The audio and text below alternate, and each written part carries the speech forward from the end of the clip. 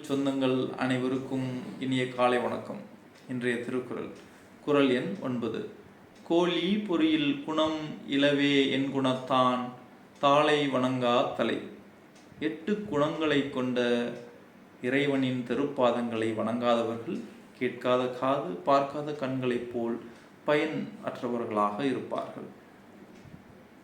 The head that worships not the feet of him who is possessed of 8 attributes is as useless as a sense without the power of sensation. 8 குணங்களை கொண்ட என்ன அந்த 8 குணங்கள்? தானே தன் இயல்பினால் நெற்றல், தூய்மையான உடல், இயல்பான அறிவு, முழுமையான அறிவு, பற்றற்ற நிலை, மிகுந்த அன்பு, முடிவற்ற ஆற்றல், எல்லையற்ற இன்பம்.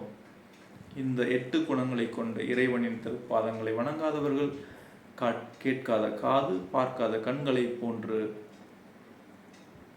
பயனற்றவர்களாக இருப்பார்கள் என்ற திருக்குறளோடு இந்த நாள் இனிய நாளாக அமைய வாழ்த்துக்கள். நன்றி.